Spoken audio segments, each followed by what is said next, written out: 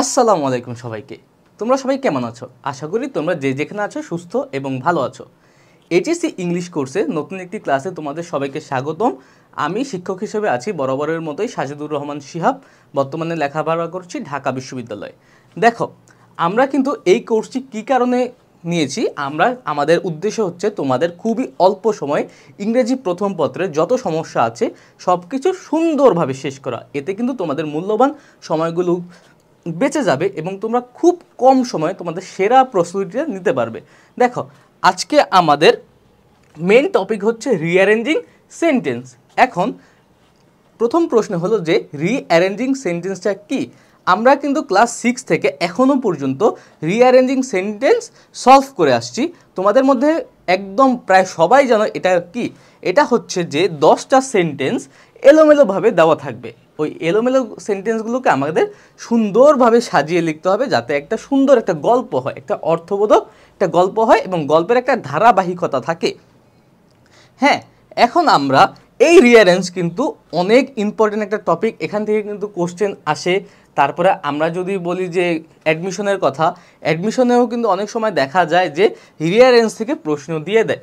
যদি আমাদের দিয়ে দেয় তখন কিন্তু আমরা যদি যা পেরে থাকি তাহলে কিন্তু এটা আমাদের জন্যই ভালো। আর এইচএসসি পরীক্ষার জন্য তো এটা ভেরি ভেরি ইম্পর্টেন্ট। দেখো, এখন রিঅ্যারেঞ্জের কি তোমরা বলতে পারো যে স্যার বা ভাইয়া রিঅ্যারেঞ্জের কি কোনো রুলস আছে বা রিঅ্যারেঞ্জ আমরা কীভাবে সলভ করব।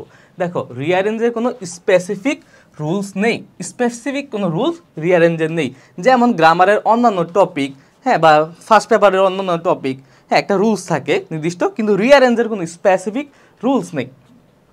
এখন তোমাদের আরেকটা প্রশ্ন থাকতে পারে, তাহলে আমরা এটা কিভাবে সলভ করব। দেখো, রিঅ্যারেঞ্জের সলভ করারও কিছু প্রক্রিয়া আছে, একটা সুসংগঠিত একটা ওয়ে আছে। এই ওয়েগুলো যদি আমরা ফলো করি আমরা কিন্তু রিঅ্যারেঞ্জ খুব সহজেই শেষ করতে পারবো এবং ভালোভাবে পারবো। আর রিঅ্যারেঞ্জের একটা সমস্যা হচ্ছে যদি আমরা একটা ভুল করি কোনোভাবে, আমরা কিন্তু সবগুলো ভুল হওয়ার একটা সম্ভাবনা থাকে। দেখো, আমাদের রিঅ্যারেঞ্জ সলভ করার ক্ষেত্রে সবচেয়ে বেশি যে বিষয়টা ইম্পর্টেন্ট সেই বিষয়টা হচ্ছে যে আমাদের অর্থ বোঝা। আমাদের প্রথম কাজ কি? আমাদের প্রথম কাজ হচ্ছে রিঅ্যারেঞ্জের একদম 1 থেকে 10 পর্যন্ত যতগুলো সেন্টেন্স আছে প্রত্যেকটা সেন্টেন্সকে সুন্দরভাবে একবার পড়া এবং বাংলা অর্থগুলো বোঝার চেষ্টা করা। এর ফলে কি হবে, আমাদের একটা সাধারণ একটা ধারণা অর্জন হবে। আমাদের প্রথম কাজ কি? এই সাধারণ একটা ধারণা নেওয়া, সাধারণ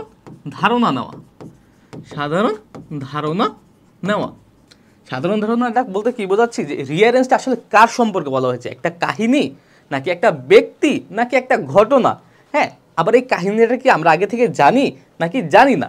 বিশেষ করে আমরা দেখি যে রিঅ্যারেঞ্জটা কীভাবে আসে, হয়তো কোনো একটা কাহিনী উঠিয়ে দেয় এলোমেলোভাবে, অথবা কোনো ব্যক্তির জীবনী উঠিয়ে দেয়।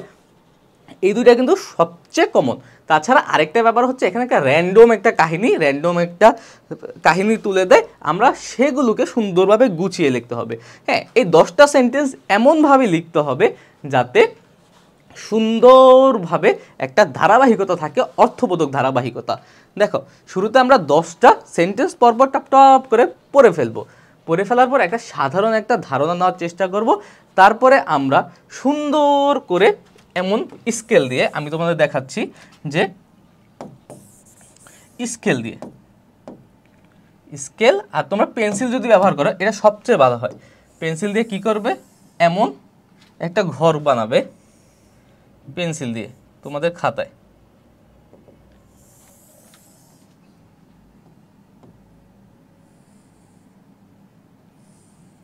দেখো, এমন একটা ঘর বানাবে, তারপরে ঘরটা অবশ্যই এমন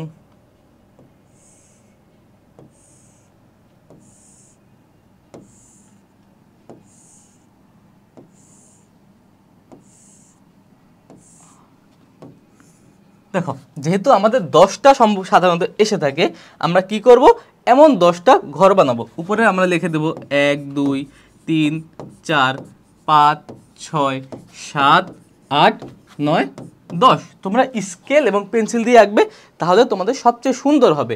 আমরা সাধারণ কাহিনীটা বোঝার পরে এমন একটা ঘর এঁকে নিব। ঘর আঁকার পরে আমরা সুন্দর করে চেষ্টা করব যে সলভ করা। এখন আরেকটা ব্যাপার হচ্ছে, যেহেতু রিঅ্যারেঞ্জের কোনো স্পেসিফিক রুলস নেই, আমরা এটা কিভাবে সলভ করব, আমরা এটা অর্থ বুঝবো এবং নিজের সলভ করার চেষ্টা করব। আর এই রিঅ্যারেঞ্জ শেখার সবচেয়ে গুরুত্বপূর্ণ উপায় হচ্ছে, আর সবচেয়ে যেটা কার্যকরী উপায়, সেটা হচ্ছে প্র্যাকটিস। অনলি প্র্যাকটিস পারে যে রিঅ্যারেঞ্জটাকে তোমার কাছে সহজ করে তুলতে। শুরুতে রিঅ্যারেঞ্জটা তোমার কাছে কঠিন মনে হতে পারে, কিন্তু বিশ্বাস করো ভাইয়া, তোমরা যত এটা প্র্যাকটিস করবে তোমাদের কাছে তত বেশি সহজ মনে হবে। তোমরা আস্তে আস্তে যত বেশি পারো এটা প্র্যাকটিস করবা। আমরা তোমাদের সুবিধাতে কিছু প্র্যাকটিস এখানে দিয়ে দিয়েছি, এখন আমরা ওই প্র্যাকটিসগুলো করব এবং বোঝানোর চেষ্টা করব যে কীভাবে সলভ করা যায়। আসো আমরা প্র্যাকটিসগুলো শুরু করি। শুরুতেই তোমরা এত নং প্রশ্নের উত্তর দিয়ে এমন একটা ঘর এঁকে নেবে। হ্যাঁ, ঘরগুলো যে 1 2 3 4 5 6 7 8 9 10, যদি 8টা থাকে 8টা, 10টা থাকলে 10টা, সাধারণত এইচএসসি লেভেলে 10টা থেকে থাকে।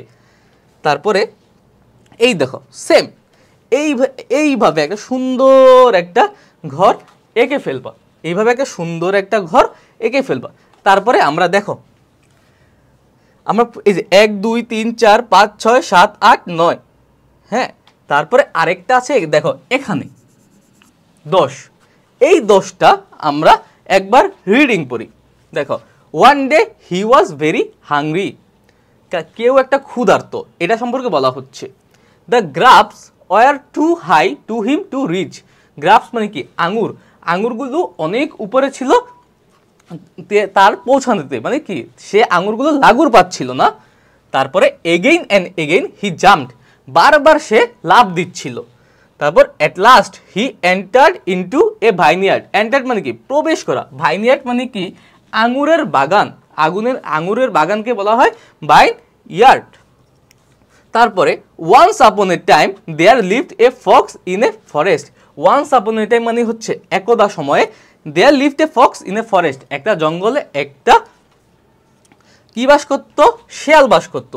তারপরে এটা এফ নাম্বারে বলা হচ্ছে but each time he fail to reach the grapes, each মানে কি প্রত্যেকবার, হ্যাঁ, কিন্তু প্রত্যেকবার সে কি করে ওই আঙুর পর্যন্ত পৌঁছাতে ফেল করে। কোন আঙুরগুলো আমরা কিন্তু আগে একবার একটু পড়েছি, যে একটু আমাদের কাছে ধারণা আছে যে কিছু আঙুর উপরে ছিল, সেগুলো পাচ্ছিল না। অ্যাট লাস্ট বিং টায়ার্ড, হ্যাঁ, একসময় ক্লান্ত হয়ে he went away saying that the grapes were sour, সে কি বললো, সেইং বললো যে আঙুর ফল টক। He took a run and jump to reach the bunch of grapes but could not reach it, bunch মানে কি থোকা, সে কি করলো, যা লাভ দিল, হ্যাঁ, দৌড়িয়ে এসে, মানে দৌড় দিয়ে আমরা লাভ দিই না উপরে ওঠার জন্য, ওইভাবে দৌড়ে এসে লাভ দিল, হ্যাঁ, আঙুরের থোকাটা ধরার জন্য, কিন্তু পারলো না। তারপরে আই নাম্বারে কি বলা হয়েছে, he searched food everywhere but he did not get any food, সে সব জায়গায় খাবার খুঁজলো কিন্তু সে খাবার খুঁজে পেল না। There were ripe grapes hanging up on the vine, ripe মানে কি পাকা, হ্যাঁ, ওই ভাইনগুলো, ওই যে ভাইনিয়ার যে আঙুরের বাগানটা আছে সেখানে কি ছিল, অনেক পাকা পাকা ওই আঙুরগুলো ঝুলছিল। দেখো এখন আমরা কিন্তু পড়লাম, এই যে আমরা কিন্তু বলেছি যে এই কাহিনীগুলো কিন্তু কি হতে পারে, আমাদের পরিচিত হতে পারে। হ্যাঁ, অনেকের কাছে কিন্তু তোমাদের এই কাহিনীটা পরিচিত হতে পারে, কারণ কি আমরা কিন্তু অনেক একদম 6 থেকে পড়ছি যে গ্রাফস আর সাওয়ার নামে একটা কমপ্লিটিং স্টোরি আছে, যেখানে একটা শেয়াল আঙুল ফল নিতে যায় কিন্তু সেই আঙুল ফলগুলো ধরতে পারে না। হ্যাঁ, শেষমেশ না পেরে কি বলে, একটা উসিলা দিয়ে দেয় যে আঙুল ফল টক, আমি টক খাই না, এই টাইপের। এখন তো আর কমপ্লিটিং স্টোরি না, দেখো এখন তোমার সলভ করার চেষ্টা করো। দেখো একটা কথা হচ্ছে যে আগের কি আসবে, শেয়াল আসবে। দেখো এখানে কিন্তু ই নাম্বার আছে যে once upon a time there lived a fox in a forest. তোমরা একটা ব্যাপার, এটা 99% ক্ষেত্রে হয় যে যদি once upon a time, once there ওয়াস বা ওয়ান্স দেয়ার ওয়ার এমন কিছু থাকে, মনে করবা যে এটা দিয়েই শুরু হবে। হ্যাঁ, এটা দিয়ে একটা কাহিনী শুরু হয়, মানে কি যদি একটা শেয়ালের কাহিনী আমি বলতে যাই, আসলে শুরুতেই কিন্তু আমার শেয়ালের এন্ট্রিটা ঘটাতে হবে। দেখো ই নাম্বারে কি বলেছে, once upon a time there lived a fox in a forest. দেখো এটা কিন্তু আমরা দিতে পারি, কারণ কি একদা there lived a fox in a forest, একটা জঙ্গলে একটা শেয়াল বসবাস করতো। আর দেখো তোমরা কিন্তু শুরুতেই ডাইরেক্ট ফাইনাল অ্যান্সারটা এখানে তুলবে না, এখানে তুলবে না, কারণ কি এখানে কোনো কাটাকাটি করা যাবে না। এই ঘরটা করবে তোমরা স্কেল আর পেন্সিল দিয়ে, কিন্তু যে 1 2 3 4 এগুলো কিন্তু কলম দিয়ে অবশ্যই লিখবে, নিচের অ্যান্সারগুলো কলম দিয়ে লিখবে। সেহেতু তোমরা নোটে যাবে, যেহেতু আমার এখানে ফাঁকা জায়গা, আমি এই জায়গাটা দেখাচ্ছি, কিন্তু তোমরা সবাই একটা রাফ পেজ নিবে, ওই রাফ পেজে সলভ করার চেষ্টা করবে। দেখো কি বলেছে, আগে আমরা ইটা নেই, দেখি ই, তারপরে যোগ once upon a time there lived a fox. এখন দেখো একটা গেল, এখন আমার বাকিগুলো আবার একটু দেখি যে এর পরে কি হয়। One day he was very hungry, তারপর গ্রাফস ওয়ার টু হাই, হ্যাঁ, again and again he jumped, at last he entered into a vineyard, এগুলো কিন্তু যায় না। তারপর দেখতে হবে at last being tired he went away, কেন টায়ার্ড হলো, এগুলোর কিন্তু একটা সামঞ্জস্যতা নেই। He took a run and jump to reach the bunch of the grapes, এখানে কোনো সামঞ্জস্যতা নাই। এটার পরে তাকে সামঞ্জস্যতা থাকা লাগবে, যে কাহিনীর একটা ফ্লো থাকা লাগবে। ফ্লোটা কীভাবে আসে দেখো, আমি যদি দেখি once upon a time there lived a fox in a forest, একটা ফক্স সম্পর্কে যেহেতু বলেছে, এখন কিন্তু ফক্স সম্পর্কে একটু অধিকতর ধারণা দিবে। মেন কাহিনীতে ঢোকার আগে কিন্তু একটু এন্ট্রিটা হয়েছে মাত্র, এখন কিন্তু একটু ভূমিকাটা পালন করবে। দেখো one day he was very hungry, এটা কি হয় যে একদা একটা জঙ্গলে একটা শেয়াল ছিল এবং একদিন সে অনেক ক্ষুধার্ত ছিল। দেখো এখানে লিখতে তো আমার কোনো দোষ নেই, কারণ কি এটা তো আমাদের ফাইনাল কোনো রেজাল্ট না, এটা কি আমাদের ফাইনাল কোনো রেজাল্ট না, আমরা তো রাফ করছি, রাফ করতে তো আর দোষ নেই। তারপর দেখো, তাহলে দেখো once upon a time there lived a fox in a forest, one day he was very hungry, একদিন সে অনেক কি ছিল, ক্ষুধার্ত ছিল। তাহলে দেখো একটু চিহ্নিত করে রাখবে যে কোনটা কোনটা চলে গেছে। দেখো এটা কিন্তু আমার শেষ, হ্যাঁ, এবং এটাও কিন্তু আমরা নিয়ে নিছি। তারপরে এই দুটা বাদে বাকিগুলো দেখবা, the grapes were too high, না, again and again he jumped, এটাও কাহিনীর সাথে যায় না। তারপর at last he entered into vineyard, এটা যায়, এটা একটু রাখি যে অ্যাট লাস্ট, কিন্তু অ্যাট লাস্ট দিয়ে দেখো সর্বশেষে, কিন্তু খোঁজাখুঁজির কথা কিন্তু বলা নাই, যে একটা শিয়াল ছিল, সে ক্ষুধার্ত ছিল, সর্বশেষে সে একটা বাগানের মধ্যে ঢুকলো, এটা কি হয়, হয় না কিন্তু। তারপরে at last being tired he went away, এটা হি হবে, he went away saying that the grapes were sour. দেখো এখানে একটা কাহিনী আছে যে গ্রাফস ওয়ার সাওয়ার, যেহেতু আমার পরিচিত কাহিনী, আমরা কিন্তু বলতে পারি যে এটা একদম শেষের কাহিনী, হ্যাঁ, যে একদম শেষে যখন সে আঙুলগুলো ধরতে পারবে না, এটা কিন্তু একদম তখনই সে বলবে। দেখো তোমরা একটু বোঝার চেষ্টা করো, শুরুতে একটু এগুলো পেঁচানো মনে হতে পারে, কিন্তু যখন তোমরা প্র্যাকটিস করবে আস্তে আস্তে এগুলো তোমাদের কাছে সহজ হয়ে যাবে। He took a run and jump to reach the bunch of grapes but could not reach it, সে তো এখনও তো ওই ইয়াতে বাগানেই ঢুকলো না, তাহলে লাভ দিবে কেমনে। He searched food everywhere but he did not get any food, দেখো এটা দেখো, সে কিন্তু হাংরি ছিল, one day he was very hungry, তারপরে he searched food everywhere but he did not get any food, সে সব জায়গায় খাবার খুঁজলো কিন্তু সে কোথাও কোনো খাবার পেল না, এটা কি যায় দেখো তো একবার, যে একটা শিয়াল ছিল বাগানে, হ্যাঁ, সে ক্ষুধার্ত ছিল, হ্যাঁ, হি সার্চ ফুড এভরিওয়্যার, সে সব জায়গায় খাবার খুঁজলো বাট পেলো না, এটা কি হয়, অবশ্যই হয়। দেখো তাহলে আমরা এটা নিয়ে নিই, এটা কি নাম্বার, HI নাম্বার। দেখো আমাদের কিন্তু 3টা হয়ে গেছে, আমরা কিন্তু এগুলো রাফ করছি, আমরা কিন্তু ফাইনাল অ্যান্সার এখনো করিনি। তারপরে আবার সে ভাইন যে বাগান আছে, sorry he search food everywhere but did not find any food, সে সব জায়গায় খুঁজলো কিন্তু খাবার পেল না। আবার আমরা শুরুতে চলে আসি, কারণ এগুলো কিন্তু আমরা আর পড়বো না, কারণ এগুলো আমরা অলরেডি লিখে ফেলেছি। The grapes were too high for him to search, সে মাত্র কোনো খাবার পায় নাই, গ্রাফসের কাহিনী এখানে আসবে না এখনো। Again and again he jumped, এটাও হবে না, কারণ কি এটা কোনো কাহিনী তো এখনো আসে নাই। At last he entered in a vineyard, at last he দেখো এটা একবার দেখো তো, সে সব জায়গায় খাবার খুঁজলো কিন্তু পেল না। অ্যাট লাস্ট সর্বশেষে হি এন্টার্ড ইনটু এ ভাইনইয়ার্ড, সে একটা আঙুরের বাগানে ঢুকলো, এটা কি যায়, একটু চিন্তা করো তো যে এটা যায় কি না, একটু চিন্তা করো, হ্যাঁ এটা কিন্তু যায়। যে একটা শিয়াল ছিল, শিয়ালটা ক্ষুধার্ত ছিল, সে কোথাও খাবার পেল না, একদম যখন কোথাও খাবার পেল না সর্বশেষে সে একটা ভাইনইয়ার্ডে ঢুকলো, এটা কি হয় দেখো। দেখো এবার কি লেখছে, এখন কিন্তু আমাদের আরে বিটা কি বলছে, the grapes were too high for him to reach. ভাইনিয়ার্ডে ঢুকলো, the grapes were too high for him to reach. হ্যাঁ, এটা কিন্তু একটু হয়, যেহেতু সে বাগানে ঢুকে ফেলেছে, এটা কিন্তু আমরা কনসিডার করতে পারি। কিন্তু আগে আমরা সম্পূর্ণ একবার পড়ে নিই যে এর চেয়ে ভালো কোনো ধারাবাহিকতা আমরা পাই কিনা। তারপর again and again he jumped. তারপর অ্যাট লাস্ট হি এন্ড, এটা তো আমরা পড়েছি। তারপরে but each time he failed, না এটাও হওয়ার কোনো প্রশ্নই আসে না। At last being tired he went away saying that the grapes were sour, এটাও না, এটাও না। তারপরে H number he took a run and jump to reach the bunch of grapes but could not reach it, না এটাও কিন্তু হয় না। এখনো পর্যন্ত কিন্তু আমার বি নাম্বারটা একটা বেটার অপশন মনে হচ্ছে। কিন্তু আরেকটা আছে, দেখো যে number, there were ripe grapes hanging on the vine. দেখো এখানে সে সর্বশেষে একটা কি করছে, একটা খুঁজে পেয়েছে, একটা আঙুরের বাগান খুঁজে পেয়েছে এবং there were ripe grapes hanging up on the vine. এবার কি বলেছে যে ওই বাগানের উপরে কিছু পাকা আঙুর ঝুলে ছিল। দেখো এটা কি একটা ফ্লোতে আসে, এটা ভালো আসে নাকি আমার বি নাম্বারটা ভালো আছে, the grapes were too high, হ্যাঁ, ফর হিম টু রিচ। কিন্তু এখানে কিন্তু গ্রাফসের কথা বলেছে, কিন্তু তার আগে কিন্তু বলছে there were ripe grapes hanging up on it. আঙুরের পরিচয়টা কিন্তু আমরা এখানে শুরুতে পাইছি, এখানে কিন্তু পাইনি। দেখো তো আগে কিন্তু আমি এখানে পাইছি।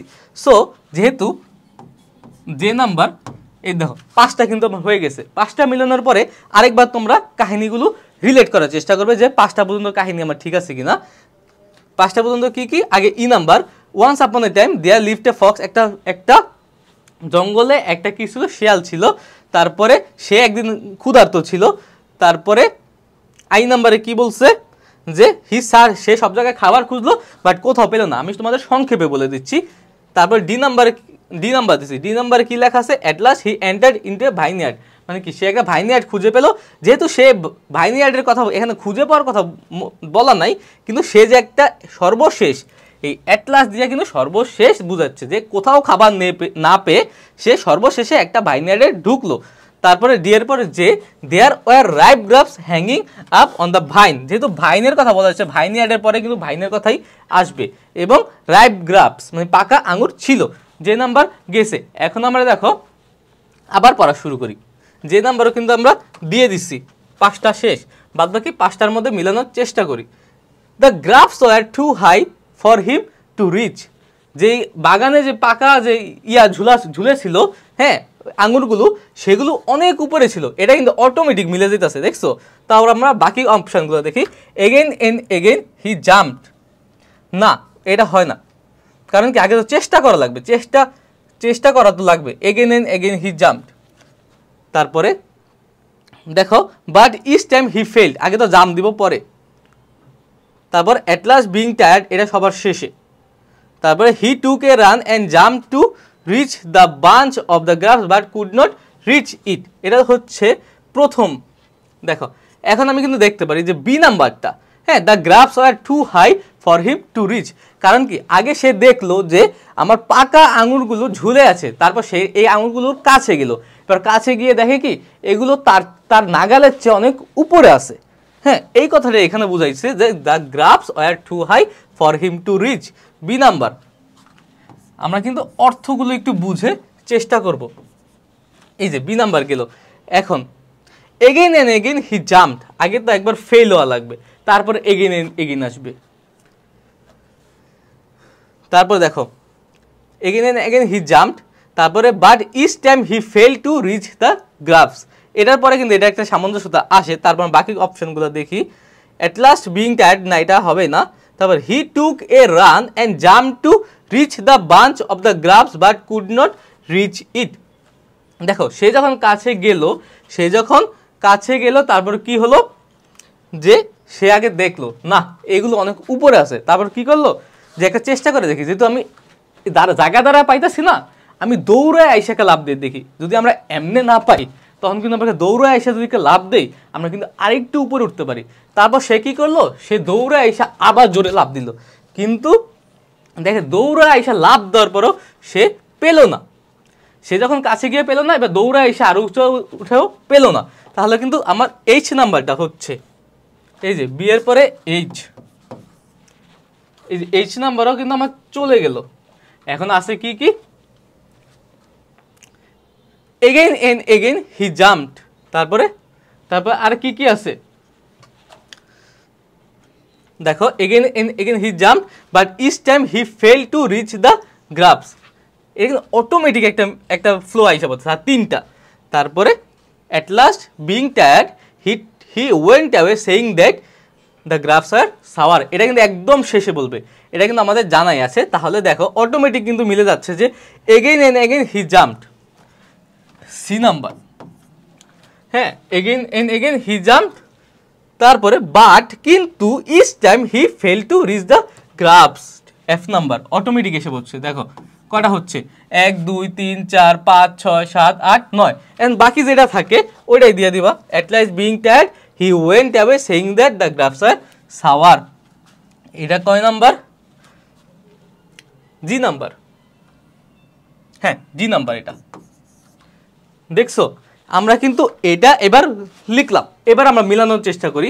আগে ই number, once upon a time there lived a fox in a forest, একদা একটা শেয়াল একটা জঙ্গলে বসবাস করত। তারপর A number, one day he was very hungry, একদিন সে খুব ক্ষুধার্ত ছিল। তারপরে কি, I number, he search food everywhere but he did not get any food, সে যেহেতু ক্ষুধার্ত ছিল সে সব জায়গায় খাবার খুঁজলো কিন্তু কোথাও পেল না। তারপরে D number, at last he entered into a vineyard, কোথাও খাবার না পেয়ে সর্বশেষে সে একটা আঙুল ফলের বাগানে প্রবেশ করলো। তারপরে ডির পর যে number, there were ripe grapes hanging up on the vine, সে যখন আঙুল ফল বাগানে গেল, গিয়ে দেখলো কি যে থোকায় থোকায় পাকা আঙুর ঝুলে আছে। এই পর্যন্ত কিন্তু ফ্লো আসছে। তারপর B number, the grapes were too high for him to reach, যখন সে পাকা যে আঙুরগুলো ঝুলে আছে তার সামনে গেল, গিয়ে দেখলো কি তার চেয়ে অনেক দূরে আছে আঙুরগুলো, সে এমন করে লাগুর পাচ্ছে না। তারপর বি নাম্বারের পরে তারপর H number, he took a run jump to reach the bunch of grapes but could not reach it, এবার সে দৌড়ে এসে একটা লাভ দিল কিন্তু তাও সে রিচ করতে পারলো না, পৌঁছাতে পারলো না। যখন সে কাছে এসে পারলো না, হ্যাঁ, এবার সে দৌড়ে এসে একটা লাভ দিল, দৌড়ে এসে লাভ দেওয়া দেখে কি সে পারতাছে না। তারপরে এইচ এর পরে C, again and again he jumped, সে যেহেতু একবার পারে নাই সে করছে কি আরো জোরে দৌড়ে আসছে, আবার লাভ দিছে, বারবার এমন দৌড়ে আসছে লাভ দিচ্ছে কিন্তু পাচ্ছে না, বারবার চেষ্টা করার পরেও পাচ্ছে না। পরে এফ নাম্বারে, but each time he fail to reach the grapes, যতই সে দৌড়ে আসুক না কেন সে পাচ্ছে না। তারপরে আসে একটা জি নাম্বারটা, অ্যাট লাস্ট বিং টায়ার্ড, একসময় সে ক্লান্ত হয়ে গেল, হি ওয়েন্ট চলে গেল saying that the grapes are sour, সে ক্লান্ত হয়ে যখন দেখছে পারতাছেই না চলে গেছে, সে করছে কি চালাক তো শিয়াল, সে নিজের ব্যর্থতা স্বীকার করে নাই, সে বলছে কি যত আঙুল ফল টক, আমি আর আঙুল ফল খাইও না, এই টক জিনিস খাই কি করব। হ্যাঁ, শিয়াল তো একটু চালাক, শিয়াল মামা আমরা কি কারণে বলেছি দেখছো। দেখো এটা যখন মিলছে তখন কি করবা, সুন্দরভাবে যে রাফ খাতায় তুমি যে নোটটা করছো, হ্যাঁ, এখানে কিন্তু তুমি চাইলেই কাটাকাটি করতে পারবা কারণ রাফ খাতায়, কিন্তু এখানে ঘরটা যেহেতু ছোট তুমি কিন্তু চাইলেও কাটাকাটি করার কোনো সুযোগ নেই। আর খাতা খুবই খারাপ লাগে, টিচারের তোমার প্রতি একটা ব্যাড ইমপ্রেশন তৈরি হয়, এই কারণে তোমার রাফ খাতায় করবে। তারপরে যখন দেখবে শিওর হয়ে যাবে যে হয়ে গেছে, তখন সুন্দরভাবে ই, 2 নম্বর এ, তারপরে আই, তারপর ডি, তারপর জে, তারপরে বি, তারপর এইচ, তারপর সি, তারপর এফ, তারপর জি, সুন্দর করে দিয়ে দিবে, তোমাদের সব হয়ে যাবে। বুঝা গেছে? তারপরে কাজ কিন্তু তোমাদের এখানেই শেষ নয়, তোমরা কিন্তু সবার আগে এই যে বক্সটা তুলবে, হ্যাঁ, করা শেষ। এবার তোমরা এখান থেকে লেখা শুরু করবে, একদম কোনো গ্যাপ না দিয়ে, একদম দেখো আমি একটু দেখিয়ে দেই, একটা ওয়ান্স, ওটা বড় হাতের, once upon a time there lived a fox in a forest, দিদা ফুল স্টপ। এবার পরেরটা কি এ, একদম এখান থেকে শুরু করবে। One day he was very hungry, দেখে দেখে লিখে দিবে, হি ওয়াজ ভেরি হাংরি। হ্যাঁ, এইভাবে তোমরা একটার পর একটা সেন্টেন্স ক্রমান্বয়ে লিখে যাবে। হ্যাঁ, আস্তে আস্তে ক্রমান্বয়ে তোমরা লিখে যাবে এবং যখন লেখা শেষ হবে তখন একটা ফুল স্টপ দিয়ে দিবে, তোমরা একদম ফুল মার্কস পেয়ে যাবে। আশা করি যে তোমরা এই একটা সলভ করার মাধ্যমে তোমরা বেসিক ধারণাটা পেয়েছো। চলো আমরা এখন ফার্দার কিছু জিনিস সলভ করি।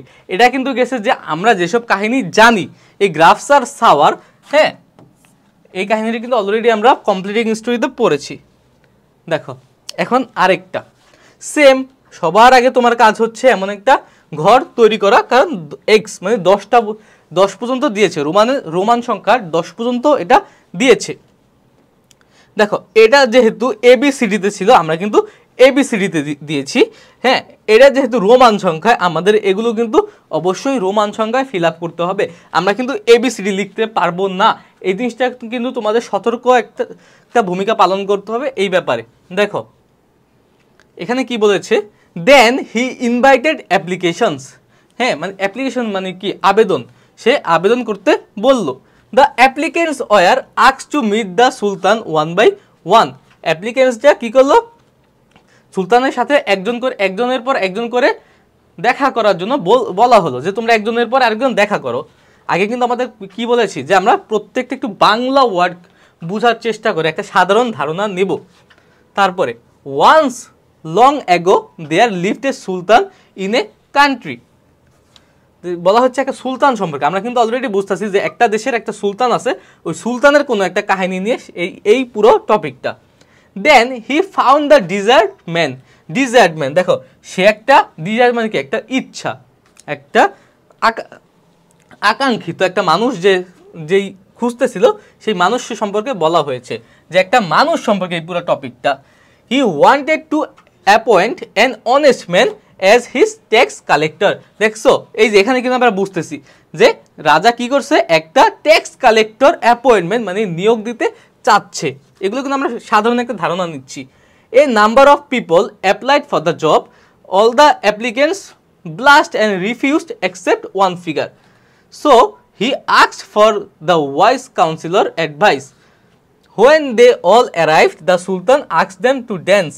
They came through a passage where gold coins were kept. দেখো আমরা কিন্তু প্রত্যেকটা বিষয় বললাম, যে এখানে প্রত্যেকটা বিষয় আমরা বোঝার একটু চেষ্টা করলাম এবং বুঝলাম। এখানে কিন্তু আহামরি কঠিন কোনো ওয়ার্ড নেই, এই কারণে আমি বাংলাটা তোমাদের বললাম না, তোমরা একটু দেখবে এবং বোঝার চেষ্টা করবে। হ্যাঁ, আমি পড়ে যা বুঝলাম তা হলো যে একটা রাজা ছিল একটা দেশের, ওই রাজা কি করলো, একটা মানুষ তার ট্যাক্স কালেক্টর হিসেবে নিয়োগ দিতে যাচ্ছে। এই নিয়োগের ক্ষেত্রে অনেকে অ্যাপ্লাই করছে, কারণ প্রথমে দেওয়া আছে হি ইনভাইটেড অ্যাপ্লিকেশনস, অনেকে অ্যাপ্লাই করছে। এই আমরা বুঝলাম, এটা কিন্তু আমাদের একটা কাহিনী বলা হচ্ছে, কিন্তু অনেকেই কিন্তু আমরা এই কাহিনীটা জানি না। সো আমাদের বুঝে বুঝে অ্যান্সার করতে হবে। দেখো আমি কিন্তু তোমাদের ক্ষেত্রে আগেই বলেছি যে যদি কোথাও ওয়ান্স দিয়ে শুরু হয় 99 ক্ষেত্রে সেটাই হবে 1 নাম্বার পয়েন্ট। আমরা কিন্তু যেই সূচনাটা একদম শুরুর যে ক্লুটা আমরা কিন্তু এই ওয়ান্স দিয়েই বেশিরভাগ সময় পেয়ে যাই। দেখো 3 নম্বরে কি বলা হয়েছে, once long ago there lived a sultan in a country. অনেক আগে কোনো একটা দেশে একদা বা লং অ্যাগো একটা দেশে এক সুলতান বসবাস করত। দেখো আমরা কিন্তু 3 নাম্বারটা এখানেই পেয়ে যাচ্ছি। তাহলে আমরা কি বলতে পারি যে 3 যোগ, এবার দেখো এবার আবার পড়া শুরু করি। He invited application, the applicants were asked to meet the sultan. হ্যাঁ, এটা হবে না। তারপর দেন হি ফাউন্ড দ্য ডিজায়ারম্যান, এটা তো আরও আগেই হবে না, কারণ কি ডিজায়ারম্যানটা তো একদম শেষে সে খুঁজে পাবে, শুরুতে তো খুঁজে পাবে না। এই ডিজায়ারম্যানটা কীভাবে খুঁজে পায় এটা নিয়েই তো কাহিনীটা, আমরা পড়ে তো সাধারণ ধারণা নিয়েছি। তারপর হি wanted to appoint an honest man, হ্যাঁ, অ্যাজ হিজ ট্যাক্স কালেক্টর। দেখো এটা কিন্তু আমার কাহিনীর সাথে কিছুটা যায়। হি ওয়ান্টেড টু, একটা দেশে একটা রাজা ছিল, সে ওই রাজায় কি চেয়েছিল, সে একটা ট্যাক্স কালেক্টরকে নিয়োগ দিতে চেয়েছিল। এটা কিন্তু যায়, তাও আমরা বাকিগুলো দেখে নিই। এই number of people applied for the job, আগে তো রাজার ইচ্ছা থাকবে, পরে তো job. All the applicants blast and refused accept one figure. হ্যাঁ, সব অ্যাপ্লিকেন্টস, এখনও তো অ্যাপ্লিকেশন শুরুই হয় নাই। So he asked for the wise counselors advice. When they all arrived, the Sultan asked them to dance. They came through a passage. দেখো এগুলো কিন্তু কিচ্ছু হয় না, কিন্তু এই যে আমরা একটু মার্ক করে রেখেছি, এটা কিন্তু কিছুটা হলেও মিল যায় যে once long ago there lived a sultan in a country. একদা একটা দেশে একটা রাজা বসবাস করত। He wanted to appoint an honest man as his tax collector. সে কি চেয়েছিল? সে চেয়েছিল যে একজন সৎ ব্যক্তিকে তার খাজনা কালেক্টর বা ট্যাক্স কালেক্টর হিসেবে, যে তার ট্যাক্সগুলো উঠাবে, ওই হিসাবে নিয়োগ দিতে। দেখো এটা কি যায়? অবশ্যই একটা রাজা চাবে যে একটা সৎ ব্যক্তিকে নিয়োগ দিতে। দেখো এটা কিন্তু আমাদের একটু হলেও মিল যায় যে একটা রাজা ছিল, রাজা একজন সৎ ব্যক্তিকে তার ট্যাক্স কালেক্টর হিসেবে নিয়োগ দিতে ইচ্ছা করলো, নিয়োগ দিতে চাইলো। এবার দেখো দেন হি ইনভাইটেড অ্যাপ্লিকেশন। হ্যাঁ, এটা কিন্তু অনেকটা যায়। দেন হি ইনভাইটেড, যেহেতু সে চাইছে যে আমি একটা ট্যাক্স কালেক্টর নিয়োগ দিব, সেহেতু সে কিন্তু একটা আবেদনের নিয়োগ দিতেই পারে যে তোমরা আবেদন করো, এই পোস্টের জন্য তোমরা আবেদন করো। The applicants were asked to meet the sultan one by one. তারপরে দেন হি ফাউন্ড দ্য ডিজার্ভমেন্ট, এটা কিন্তু সবার শেষে। A number of people applied for the job, এখনো অ্যাপ্লিকেশন শুরু হয় নাই। হ্যাঁ, এখন আমাদের সিরিয়ালে এইটা আগায় আছে। তারপর all the applicants blast and, না এটাও কোনোভাবে হয় না। So he asked for the wise councillors advice. দেখো এটাও কিন্তু হয় যে ওয়াইস কাউন্সিলরস অ্যাডভাইস। হ্যাঁ, সে যেহেতু একটা ট্যাক্স কালেক্টরকে নিয়োগ দিবে, রাজাদের কিন্তু আরও অনেক সাঙ্গপাঙ্গ থাকতো। হ্যাঁ, একটা মন্ত্রিসভায় কিন্তু বা একটা রাজসভায় কিন্তু অনেক জ্ঞানীগুণী লোক ছিল। হ্যাঁ, তাদের বলা হতো রাজসভাসদ। তিনি কি করলো? এই রাজসভাসদদের কাছে বুদ্ধি চাইলো কি, যে দেখেন আমি তো একজন অনেস্ট একটা ট্যাক্স কালেক্টর নিয়োগ দিতে চাই, এখন কিভাবে আমি একটা সৎ লোক খুঁজে পাই, আমাকে একটু বুদ্ধি দেন তো। এটাও কিন্তু আমার হয়, কিন্তু আমার পরেগুলো দেখি। When they all arrive the sultan, না এটা হবে না, কারণ এখন তো অ্যাপ্লাই শুরুই হয় নাই। দে কেম থ্রু এ প্যাসেজ, এখনও অ্যাপ্লাই শুরু হয়নি। দেখো এখন এইটা আর এইটার মধ্যে একটা ঝামেলা লাগছে যে দেন হি ইনভাইটেড অ্যাপ্লিকেশন নাকি so he asked for the wise councillors advice. দেখো আগে কিন্তু সে ইচ্ছা পোষণ করছে যে আমি একজন কাউন্সিলর নেব, হ্যাঁ একজন ট্যাক্স কালেক্টর নেব। তারপরে কিন্তু একটা রাজা কিন্তু নিজের ইচ্ছায় নেয় না, একটা রাজা কিন্তু তার মন্ত্রিসভার সাথে বা রাজসভার সাথে একটা যুক্তি করে বা একটা বুদ্ধি পরামর্শ করে তারপরে কিভাবে নিয়োগ দেওয়া যায় সে করলো কি, যে কাউন্সিলর থেকে ওয়াইস কাউন্সিলর মানে কি জ্ঞানী যে কাউন্সিলর আছে তাদের কাছ থেকে বুদ্ধি নিল। তখন তারা বুদ্ধি দিল যে আপনি বলেন, আগে অ্যাপ্লাই করতে বলেন, তারপর আমরা দেখি যে কারা কারা অ্যাপ্লাই করে, তার মধ্যে থেকে আমরা খুঁজে নেব একজন। সেহেতু আমরা কিন্তু আগে আমরা এটাকে রাখতে পারি যে রাজা ঠিক করার পরে সে আগে জ্ঞানী যে মন্ত্রিসভা আছে, তার জ্ঞানী যে রাজসভাসদ আছে তাদের কাছ থেকে একটা বুদ্ধি নিল। তারপরে কিন্তু আমরা এটা দিতে পারি যে দেন হি ইনভাইটেড অ্যাপ্লিকেশনস। তারপরে জ্ঞানী সভাসদ বললো কি এবার আপনি অ্যাপ্লাই করতে বলেন, আগে এই পদের জন্য, এই পদটার জন্য অ্যাপ্লাই করতে বলেন। তারপরে দেখো যেহেতু এটা শেষ, হ্যাঁ এবং এইটাও শেষ, এই 1 নাম্বার কিন্তু চলে এসেছে। হ্যাঁ, দেন হি ইনভাইট অ্যাপ্লিকেশনস, যে তোমরা এবার আবেদন করো, আমার একজন ট্যাক্স কালেক্টর লাগবে, তোমরা আবেদন করো। সবাই বুঝে অ্যান্সার করতে হবে, টাইম নিয়ে একদম বুঝে তোমরা বোঝার চেষ্টা করো যে কেন আমরা এত সময় নিয়ে এটা তোমাদের বোঝাচ্ছি। তারপরে দেখো এগুলো তো শেষ। The applicants were asked to meet the sultans one by one. তারপর দেন হি ফাউন্ড দ্য ডিজার্ভমেন্ট, এটা একদম শেষে, কারণ কি সে যে কালেক্টরটা এটা তো একদম শেষেই পাবে। A number of people applied for the job. দেখো এটা কিন্তু দেখারও প্রয়োজন হয় না। হ্যাঁ, যখন সে বলছে যে তোমরা অ্যাপ্লাই করো, হ্যাঁ অনেক মানুষ, হ্যাঁ এই number of people applied for the job, অনেক মানুষ অ্যাপ্লাই করলো। এটা কিন্তু আমরা চোখ বন্ধ করি, এটা অন্যগুলো পড়ারও দরকার নেই, আমরা দিয়ে দিতে পারি যে a number of people applied for the job. কি তোমরা কি বুঝতে পারছো?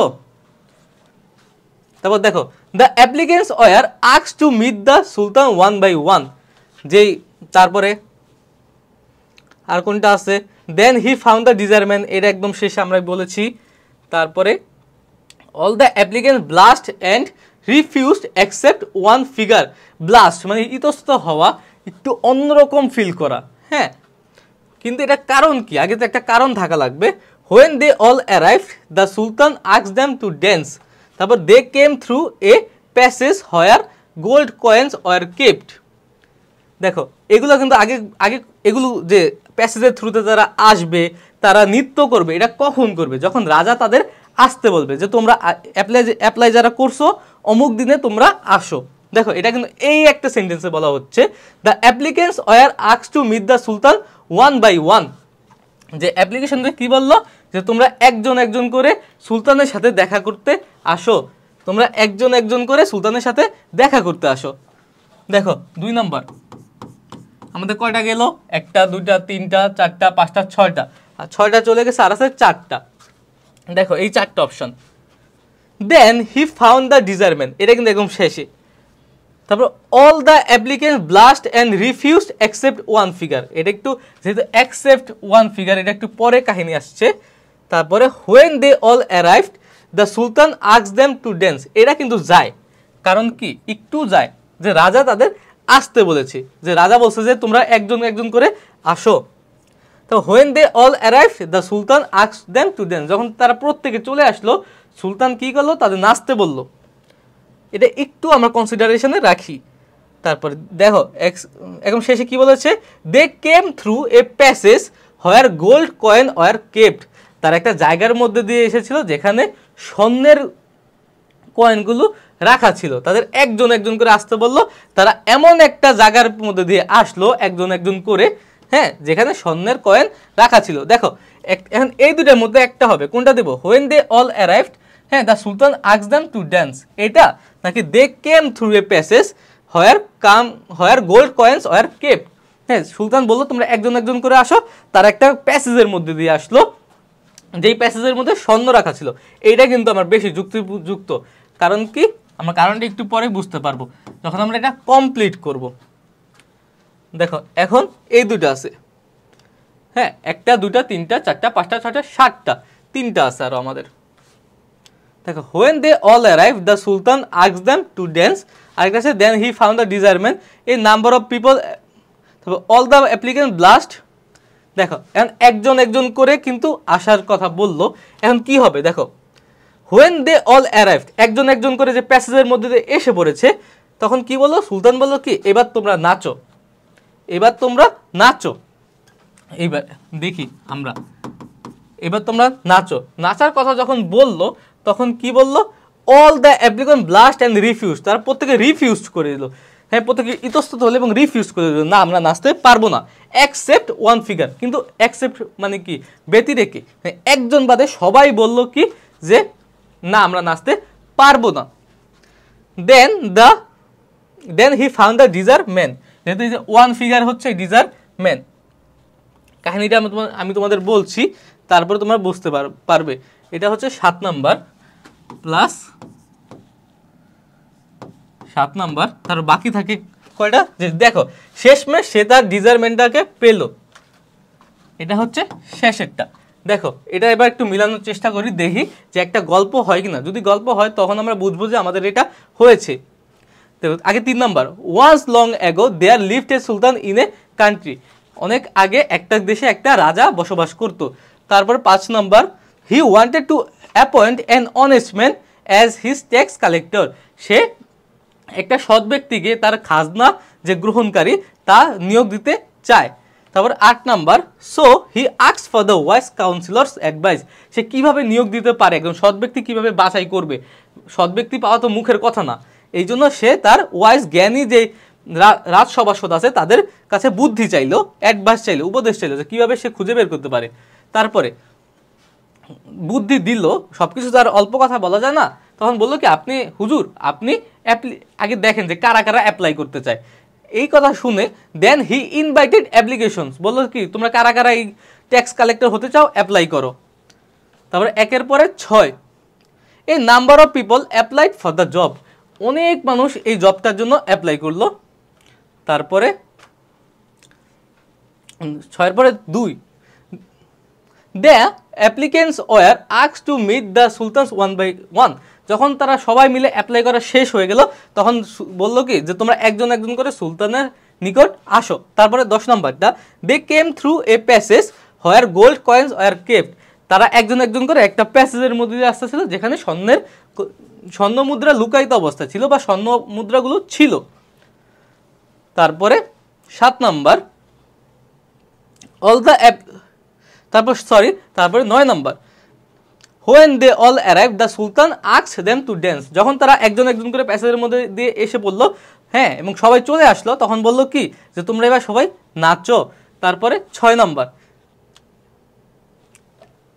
নম্বর, all the applicants blushed and refused except one figure, সবাই নাচতে রিফিউজ করলো কিন্তু একজন যে সে নাচবে। Finally then he found the desired man, শেষমেশ সে কি করলো, তার কাঙ্ক্ষিত ব্যক্তিকে খুঁজে পেল। দেখো এটা কেন, হ্যাঁ এখানে কি যে এক রাজা যেই ট্যাক্স কালেক্টর, হ্যাঁ, নিয়োগ দিবে একটা সৎ ব্যক্তি, তখন অনেক মানুষকে কাকে বানাবে, সৎ ব্যক্তি কিভাবে পাবে, এটার জন্য সে তার ওয়াইজ যে মন্ত্রিসভা আছে তাদের জিজ্ঞেস করলো। তাদের কথা মতে রাজা কি করলো যে তোমরা কে কে ট্যাক্স কালেক্টর হতে চাও অ্যাপ্লাই করো। অ্যাপ্লাই করলো অনেক সংখ্যক মানুষ। অ্যাপ্লাই করার পরে কি হলো, তাদের একটা নির্দিষ্ট দিনে বললো যে তোমরা আসো, রাজার সাথে দেখা করো, হ্যাঁ, এবং একজন একজন করে একটা প্যাসেজের মধ্যে দিয়ে পার হতে বললো যেখানে কয়েন ছিল। হ্যাঁ, যেহেতু সৎ ব্যক্তি একটা পরীক্ষা তো দরকার, হ্যাঁ, যা সবাই করলো কি একটা একটা করে কয়েন বা কতগুলো কয়েন তাদের পকেটে ঢুকায় নিল। যখন সবাই রাজার সামনে আসলো এবার বললো যে সবাই এবার নাচো। কেন নাচতে বলছে, কারণ কি যদি নাচে তাদের পকেটে যে কয়েনগুলো আছে হয়তো ওগুলো পড়ে যাবে, ঝনঝন ঝনঝন শব্দ করবে, তাইলেই তো রাজা বুঝে যাবে যে কে সৎ আর কে খারাপ। হ্যাঁ, এখন তো সবাই তো নাচতে কি করলো যে না রাজা আমরা নাচবো না, রিফিউজ করে দিল। কারণ কি তারা যদি নাচে তাহলে তো ওই স্বর্ণের কয়েনের কথা ফাঁস হয়ে যাবে। কিন্তু একটা ব্যক্তি নাচার জন্য রাজি ছিল, কারণ কি সে কি কোনো কয়েন পাওয়ার পরেও প্যাসেজ থেকে কোনো কয়েন সে চুরি করে নাই। হ্যাঁ, এই যেই ওয়ান ব্যক্তি যে চুরি করে নাই সেই তো সৎ, এবং রাজা এই লোকটাকে পেয়ে গেল। অর্থ কি মিলছে? অবশ্যই মিলেছে আশা করি। এই কারণে আমরা এখন দেখো অ্যান্সারগুলো এখানে লিখে ফেলি। তারপরে 5, 3 নম্বরে আছে 8, তারপর আছে 1, তারপর আছে 6, তারপর আছে 2, তারপর আছে 10, তারপর আছে 9, তারপর আছে 7, তারপর আছে 4। দেখো এই যে এখানে কিন্তু আমাদের শেষ না, এখন কিন্তু 1 by 1 সব লেখা লাগবে। ওয়ান্স বা লং অ্যাগো দেয়ার লিফট, দেখো একটার পর একটা তোমরা কিন্তু লিখে যাবে এই 10টা। এই যে 4 নাম্বারটা শেষ করার পরে তোমরা ফুল স্টপ দিয়ে দেবে এবং এতে করে তোমরা ফুল একটা মার্কস পেয়ে যাবে। তোমরা কি বুঝেছো? দেখো এটা কিন্তু তোমরা ওই টপিক যেটা তোমরা জানো না, বুঝতে পেরেছো আশা করি। দেখো আমরা এখন পরের প্র্যাকটিসে যাব। আমরা কিন্তু বলেছি যে রিঅ্যারেঞ্জের কোনো স্পেসিফিক রুলস নাই, প্র্যাকটিস সব কিছু এটার ক্ষেত্রে। দেখো এটা হচ্ছে আরেকটা, এখানে আমরা একটু বোঝার চেষ্টা করি যে কি বুঝিয়েছে। সবার প্রথমে আমি ঘর করে ফেলবো। তারপরে he was one of the most renowned linguistics of Bangladesh, সে বাংলাদেশের কি ছিল? One of the most renowned linguistic, মানে ভাষাবিদ ছিল। তাহলে অবশ্যই কোনো ভাষাবিদ সম্পর্কে বলেছে।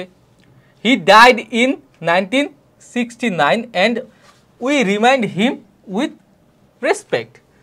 হি was second to none in Bengali language and literature. Doctor Mohammad Shahidullah was born in 24 Pargana, মানে 24 পরগনা, ওয়েস্ট বেঙ্গল, পশ্চিমবঙ্গের ইন 1885, 1885 সালে পশ্চিম 24 পরগনায়।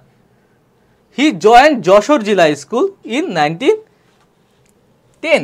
হি passed the entrance and FA exam in 1904 and 1906. He received some awards. হ্যাঁ, contributed much to Bengali literature and contributed much, মানে সে অনেক award পেয়েছিল এবং বাংলা লিটারেচারে অনেক বড় অবদান রেখেছিল। হি pass honours and must MA in 1910 and 1912, মানে কি অনার্স 1910 সালে এবং মাস্টার্স 1912 সালে। He joined Dhaka university as a lecturer of 1921। He got his PhD in 1928। দেখো এখানে কিন্তু আমরা একটা সাধারণ ধারণা কি পাই, সাধারণ ধারণা পাই হচ্ছে এখানে ডক্টর মোহাম্মদ শহীদুল্লাহ সম্পর্কে বলা হয়েছে যে একজন বিখ্যাত ভাষাবিদ এবং তার জীবনে কত সালে কি করেছে সেটা সম্পর্কে বলা হয়েছে। এটাই কিন্তু আমরা একটা সাধারণ ধারণা পেয়েছি এখনো পর্যন্ত। এখন সাধারণ ধারণা থেকে এখন আমরা কি করব, দেখো এখন আমরা চেষ্টা করব যে তার সম্পর্কে সব কিছু জানার। আমরা কিন্তু একটা জিনিস মনে রাখবো যে একটা মানুষের জন্ম দিয়ে কিন্তু শুরু হয় এবং মৃত্যু দিয়ে শেষ হয়, এটাও কিন্তু 99% সময় এটা হয়ে থাকে। আমরা যেমন বলছি যে ওয়ান্স দিয়ে যেমন একটা রিয়ারেন্স শুরু হয় 99% সময়, ঠিক তেমনি জন্ম দিয়ে 99% সময় একটা প্যাসেজ রিয়ারেন্স শুরু হয় এবং মৃত্যু দিয়ে শেষ হয়। দেখো জন্ম মৃত্যু কোথায় আছে, দেখো ডি নাম্বারে doctor Mohammad Shahidullah was born, দেখছো জন্ম, তাহলে আমরা ধরে নিতে পারি যে ডি নাম্বার হচ্ছে শুরুটা, ডি নাম্বার হচ্ছে শুরুটা। আর দেখো তো মৃত্যুর কথা কোথাও বলা আছে নাকি, হি ডাইড, হ্যাঁ বি নাম্বার, তাহলে ধরে নাও যে এই বি নাম্বার শেষ। দুইটা অপশন আমার শুরুতেই কাটা, আমি বাদ বাকি 8টা নিয়ে খেলা করব, ডি আর বি শেষ। এখন আমার এমনি কিন্তু আমার কমে আসলো। এখন দেখো এখানে আরেকটা ট্রিক আছে, আরেকটা ট্রিক কি, যখন দেখো অনেক সাল থাকবে, অনেক সাল, হ্যাঁ যখন অনেক সাল থাকবে, সালের ক্ষেত্রে কি করবে যে একটার পর একটা মিলানোর চেষ্টা করবে, একটার পরে একটা, হ্যাঁ যে আগে 1910 তারপর 20 তারপর 30, মানে কি আগে আগে কাহিনী আসবে পরে পরের কাহিনী, কিন্তু তার আগে দেখবা যে ম্যাক্সিমাম সময় কি হয়, এই যে ব্যক্তি যে ডক্টর মোহাম্মদ শহীদুল্লাহ ডি দেখলাম তারপরে কোনো কিছু মিল খায় কিনা। দেখো doctor Mohammad Shahidullah was born in 24 Pargana West Bengal in 1885। তারপরে দেখো যেহেতু এই দুইটা বাদ, এখন he was one of the most renowned linguistics of Bangladesh, সে বাংলাদেশের ল্যাঙ্গুইস্টিকের একজন, মানে কি ভাষাবিজ্ঞানীদের মধ্যে একটা সবচেয়ে রিনোন, সবচেয়ে জনপ্রিয় মুখ। তারপর দেখো এটা কিন্তু আমরা রাখতে পারি, কারণ কি শহীদুল্লাহ সম্পর্কে এটা একটা অনেক বড় একটা করে যে বাংলাদেশে সে কি কি হিসেবে পরিচিত, হ্যাঁ এটা কিন্তু একটা পরিচয় বহন করে। আরও কিছু আছে কিনা দেখে নেই যে এর চেয়ে বেটার কোনো অপশন আছে কিনা। He was second to none in Bengali language and literature, বাংলাদেশের যে ল্যাঙ্গুয়েজ আর লিটারেচার আছে সে এটাই অদ্বিতীয়, হ্যাঁ এটাও কিন্তু আমরা কনসিডারেশনে রাখতে পারি। হি জয়েন্ট যশোর জেলা স্কুল ইন, এটা 10 এরা পরে, তারপরে 6 এখনো পরে আছে, তারপরে হি রিসিভ সাম অ্যাওয়ার্ড। তারপর দেখো অ্যাওয়ার্ডের কাহিনী কিন্তু কি শেষে আসে, কারণ কি আগে কর্মজীবনের পরিচয় আসবে তারপরে, কারণ কি কর্মজীবন যদি ভালো না হয় আমি কি অ্যাওয়ার্ড পেতে পারি না, আমার কিন্তু আগে কিন্তু আমার কর্মজীবনের পরিচয় আসবে যে আমি কি কি করছি, তারপরে আসবে কিন্তু অ্যাওয়ার্ড যে আমি এই কাজের জন্য অ্যাওয়ার্ড পেয়েছি। হি জয়েন ঢাকা ভার্সিটি 1921 না, তার PhD 1928। দেখো এখন কিন্তু আমরা এই দুইটা অপশন বেশি রিলেটেবল, যে he was one of the most renowned linguistic of Bangladesh, তবে he was second to none in Bengali language and literature, and কোনটা দিবা। এখন দেখো যেহেতু আগে সে বাংলাদেশে কি সেটা আগে পরিচয় বহন করে, কি বাংলাদেশের কথা বলা হয়েছে এখানে, এখানে কিন্তু বাংলাদেশের ল্যাঙ্গুয়েজের কথা পরে বলা হয়েছে, আগে কি বলা হয়েছে যে বাংলাদেশে তার অবস্থান কি, হ্যাঁ বাংলাদেশে সে কি হিসাবে পরিচিত এটা বলা হয়েছে, যে বাংলাদেশে সে একটা ভাষাবিদ হিসেবে পরিচিত, one of the most renown, মানে কি সবচেয়ে পরিচিত ভাষাবিদ হিসাবে পরিচিত। তাহলে কি আমরা দিতে পারি যে এটা এ, হ্যাঁ দেখো তো তারপরে আমরা দেই যে he was second to none in Bengali language and literature, যেহেতু সে বাংলাদেশের নাগরিক, হ্যাঁ এইবার সে বেঙ্গলি ল্যাঙ্গুয়েজ অ্যান্ড লিটারেচার নিয়ে যেই গবেষণা করছে তা অদ্বিতীয়। দেখো আগে বাংলাদেশের কথা চলে এসেছে, তারপরে বেঙ্গলি লিটারেচারের কথা আসছে। আগে আমার জন্ম হয়েছে বাংলাদেশে, হ্যাঁ এইটা আগে আসবে, পরে কিন্তু আসবে যে আমি বাংলায় কথা বলি, এটা কিন্তু পরে আসবে। যেহেতু আমি বাংলাদেশের জন্ম, আমি তো বাংলা কথায় বলবই, সেম তেমনি যে সে যেহেতু বাংলাদেশের একটা বিখ্যাত পরিচিত মুখ ভাষাবিদ হিসেবে, সেহেতু he was second to none in Bengali language and literature, যে বাংলাদেশের যে সাহিত্য আছে, হ্যাঁ, এবং ভাষা আছে, ওই ভাষায় সে অদ্বিতীয়। বাংলাদেশের ভাষা এবং সাহিত্যে তিনি অদ্বিতীয়, মানে কি তার তুলনা কারোর সাথে হয় না। দেখো আমরা কিন্তু প্রথম চারটাই প্রায় শেষের দিকে, হ্যাঁ, এখন আমরা পরের কাহিনীগুলো বিস্তারিত আসতে পারবো। দেখো এইবার কিন্তু দেখো অনেকগুলো সাল কিন্তু আমার পড়ে আছে, অনেকগুলো। এখন দেখো তো কোন সালটা আগে, এটা 28, 21, 12, 4, 6, 10, ওইটা 85 তো আমি দিয়ে দিছি। তাহলে দেখো কিন্তু 1904 আর 1906 এটা কিন্তু সবার আগে। তাহলে আমরা কিন্তু এটা দেখতে পারি যে হি pass the entrance and FA exam in 1904। হ্যাঁ, এটা কিন্তু আমরা কনসিডার করতে পারি। আগে কিন্তু আমরা এগুলো তো আমরা রাফ করতেছি, সমস্যা কি আমি লিখলে, এটা কিন্তু একটা ট্রিক্স। কারণ কি, যেহেতু তার পরিচয় শেষ, তার জন্ম, তার বেসিক পরিচয়, সে কে এটা শেষ, এবারে কিন্তু তার বায়োগ্রাফি আসতেই পারে, বায়োডাটাগুলো আসতেছে। তারপরে 4 আর 6 গেল, এবার কি আছে, এটা আমার বাদ দিয়ে দিলাম। হি জয়েন্ট যশোর জেলা স্কুল ইন 1910, 10 কিন্তু আছে এখানে, দেখছো এই 10, তারপর এখানেও কিন্তু 10। এখন এই দুটার মধ্যে কোনটা হবে? হি pass honours and masters in 1910 and 1912।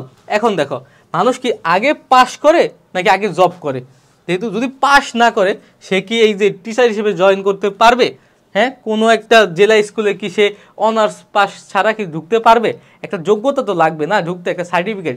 সেহেতু তার পড়ালেখার কাহিনীটা আগে আসবে, সে পড়ালেখা আগে আসবে, তারপরে চাকরি জীবন আসবে। কারণ কি, আগে কিন্তু একজন লেখাপড়া করে, পরে চাকরি করে। এগুলো কিন্তু আমাদের মাথায় রাখতে হবে, এগুলো যত প্র্যাকটিস করবো তত আমাদের মাথায় দ্রুত ক্যাচ করবে। দেখো আমরা কিন্তু বলতে পারি he passed honours and masters in 1910 and 1912। এটা কিন্তু এই যে H নাম্বার, দেখছো? এইবার 10-এর পরে এই যে আবার এই 10। এইবার আমরা বলতে পারি যে হি জয়েন যশোর জেলা school in 1910। Honours masters pass করার পরে সে, মাস্টার্স না অনার্স পাস করার পরে সে যশোর জেলা স্কুলে জয়েন করেছে। কি এটা কি তোমরা কি এখন কি এই পর্যন্ত কি বুঝতে পেরেছো? এবার 10-এর পরে এইবার দেখো যে এটাও চলে গেছে। এইবার রিলেটিভ সবচেয়ে কাছের ইয়া কি যে আছে তোমার GIJ, সবচেয়ে কাছের কোন ইয়াটা আছে, সালটা আছে। হি join Dhaka university as a lecturer of 1921। He got his PhD in 1928। কোনটা হবে তোমাদের কাছে একটু প্রশ্ন, যে কাছে কোনটা? দেখো 1921 কাছে, যে সে জেলা স্কুল, হি জয়েন যশোর জেলা স্কুল ইন 1910। তারপরে হি join Dhaka university as a lecture of Bengali in 1921। I number. কারণ কি 2021 সালে যখন ঢাকা ভার্সিটি হয়, সে খুলনা জেলা স্কুল ছেড়ে চলে আসে। এইবার 28, দেখো হি গট হিজ PhD, হ্যাঁ, 1928। এবার যে নাম্বার প্লাস, এবার আরেকটা বাকি আছে, দেখো টাকসা, এই যে G number. He received some awards and contributed much to Bengali literature. He received some awards and contributed much in Bengali literature. G number দিলাম। এবার কিন্তু দেখো B নাম্বার, তার মরার খবরটা অটোমেটিক চলে আসলো। হি ডাইড ইন 1969। 1969 কিন্তু 1928-এর পরে। দেখছো যে আমাদের এই ক্ষেত্রে এখন আমরা পুরাটা একটু মিলানোর চেষ্টা করি।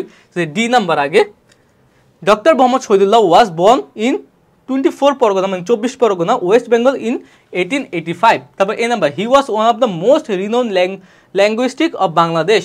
তারপর C number, he was second to none in Bengali language and literature. সে বাংলাদেশের যে ভাষা ও সাহিত্য ছিল এটা অদ্বিতীয় ছিল, তার সমতুল্য কেউ ছিল না। তারপর F নাম্বার, তারপর হি pass the entrance and FA exam in 1904 and 1906। তার সম্পর্কে বেসিক ধারণা দেওয়ার পরে এবার তার শিক্ষা জীবন সম্পর্কে ধারণা দিচ্ছে। তারপর F এর পরে, তারপর কারণ কি এই শিক্ষা জীবনটা আগে হয়েছে, কিন্তু শিক্ষা জীবনের পরের কাহিনী কি 1904 সাল আর 1906 সালের পরের কাহিনী কি, এই যে H number, he passed honours and masters in 1910 and 1912। তার MA শেষ, লেখাপড়া শেষ। এবার তার জবের, যেহেতু তার লেখাপড়া শেষ, এবার তার জবের ক্ষেত্রে সবার আগে হয়েছে 1910 সালে। হি জয়েন্ট যশোর জেলা স্কুল ইন 1910। তারপরে he joined Dhaka university as a lecturer of Bengali in 1921। তারপরে হি গট হিজ পিএইচডি 1928। 21-এর পরে 28 নম্বর সালের পরে একটাই অপশন বাকি থাকে, সেটা হচ্ছে G number, he received some awards and contributed much to Bengali literature. তারপরে তার মৃত্যুর খবরটা কিন্তু আমরা আগেই বলেছি যে জন্ম আর মৃত্যু তোমরা শুরুতে জন্ম আর পিছে মৃত্যু দিয়ে দিবে। দেখছো খুব শীঘ্রই যখন এগুলো হয়ে যাবে তখন সুন্দর করে ডি, তারপর এ, তারপর সি, তারপর এফ, তারপর এইচ, তারপর ই, তারপর আই, তারপর জে, তারপর জি, তারপর বি, সুন্দর করে এখানে দিয়ে দিবে। দেখছো সুন্দরভাবে হয়ে গেছে। এইবার ডি থেকে শুরু করে আস্তে আস্তে লাইন বাই লাইন এখানে লিখে দিবে। শেষ তোমাদের। দেখো এই রিঅ্যারেঞ্জ আমরা কিন্তু এক একটা রিঅ্যারেঞ্জ থেকে এক একটা বিষয় এক একটা ট্রিক্স শিখছি। এখান থেকে আমরা কি ট্রিক্স শিখতে পারলাম? এখান থেকে আমরা ট্রিক্স শিখতে পারলাম যে কোনো ব্যক্তি সম্পর্কে বলা হলে তার জন্ম শুরুতে এবং তার মৃত্যু শেষে থাকবে। এটা 99% ক্ষেত্রেই হয়ে থাকবে। জন্মের পরে কিছু বেসিক তথ্য থাকবে, তারপর আমরা শুধু সাল মিলাবো। হ্যাঁ, সাল মিলানোর ক্ষেত্রে যদি দুইটা সাল একই রকম হয়ে যায়, হ্যাঁ, যেমন এখানে লেখাপড়া আর চাকরি, আগে কি লেখাপড়া আসে না চাকরি আসে? আগে কি লেখাপড়া করে চাকরি নিতে হয় নাকি চাকরি করে লেখাপড়া নিতে হয়? অবশ্যই আগে লেখাপড়া। সো আগে লেখাপড়া চলে আসবে। 2004, 2004-এর পরে 6, তারপর 10, তারপর 21, হ্যাঁ 21-এর পরে 28। বুঝা গেছে? একদম। তারপরে যে অ্যাওয়ার্ডগুলো, পুরস্কারগুলো কিন্তু পায় মানুষ তার কর্মজীবনের শেষের পর্যায়ে। হ্যাঁ, তার লাইফের শেষ পর্যায়ে গিয়ে কিন্তু মানুষ সবচেয়ে বেশি পুরস্কারগুলো পায়। কারণ কি? তারা সারা জীবন গবেষণা করেছে, তার ফলশ্রুতিতে তারা শেষ জীবনে অ্যাওয়ার্ডগুলো পায়। দেখছো? এবং মৃত্যু শেষে। আশা করি যে এই জিনিসটা তোমরা সবাই খুব সুন্দরভাবে বুঝতে পেরেছো। এখন চলো আমরা পরবর্তী একটা প্র্যাকটিসে যাই। দেখো 5 নম্বরে কি বলা হয়েছে? He asked him where God was. এখানে কিন্তু আরেকটা কাহিনী। কি কাহিনী? আমরা সাধারণ একটা ধারণা নেওয়ার চেষ্টা করি। হি প্রেজড হিম হাইলি। সে অনেক উচ্চভাবে একটা প্রশংসা করলো। ওয়ান্স এ ল্যাড মানে কি? ল্যাড মানে হচ্ছে বালক, শিশু। বালক went to a famous teacher. Once, দেখেছো? ওয়ান্স কিন্তু আমাদের এখানে চলে এসেছে অলরেডি। দ্য টিচার, একদা একটা বালক একটা জনপ্রিয় শিক্ষকের কাছে আসলো। The teacher thought highly of the বয়েস আন্ডারস্ট্যান্ডিং। টিচার বুঝতে পারলো যে এই ছেলেটা অনেক বড় মাপের একটা চিন্তাশীল ব্যক্তি। The lad replied that he would answer if he would tell where he is not. বলল যে আমি বলতে পারবো যদি আপনি বলেন যে সে কোথায় নেই। The boy devoted himself in earning knowledge. ছেলেটা জ্ঞান অর্জনের জন্য তাকে উৎসর্গ করলো। He beg to instruct him in the arts and science. সে কলা এবং বিজ্ঞান শেখার জন্য তার কাছে অনুরোধ করলো। He agreed to teach the lad. সে ওই বালকটিকে পড়াতে রাজি হলো। He had expressed his desire to acquire knowledge. সে কী করলো? যে সে যে জ্ঞান অর্জন করতে চায় সেটা তার কাছে প্রকাশ করলো। The teacher wish to find out the ability of the বয়েস। টিচার বোঝার চেষ্টা করলো যে এই ছেলে কতটুকু যোগ্যতা সম্পন্ন। দেখো এইটা পড়ে, এই এলোমেলো অপশনগুলো পড়ে আমরা কি বুঝতাম? একটু সাধারণ ধারণা হচ্ছে যে একটা বয় সম্পর্কে বলা হচ্ছে যে একদা একটা টিচারের কাছে আসলো এবং সে ওই টিচারের কাছে কলা এবং বিজ্ঞান শিখতে চাইলো। হ্যাঁ, এবং শেষমেশ এই টিচার কি করলো? যে দেখতে চাইলো যে তার অ্যাবিলিটি কতটুকু, এবং শেষমেশ কিন্তু সে পড়াতে রাজি হলো। এবার কিন্তু আমরা দেখব যে আসলে এটা কি। দেখো যেহেতু ওয়ান্স দিয়ে শুরু, তাহলে চোখ বন্ধ করে ওয়ান্সে চলে যাব।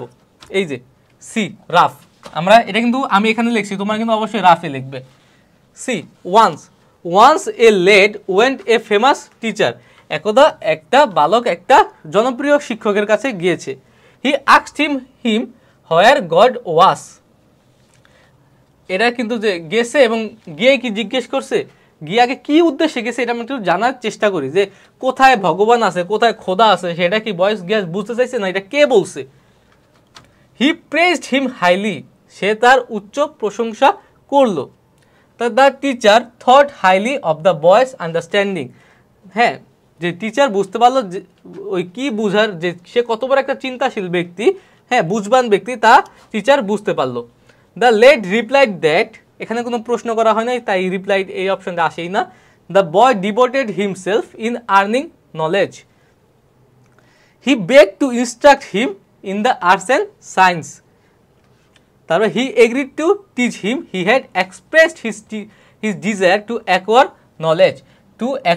নলেজ, তারপর যে the teacher wish to find out the ability of the boys.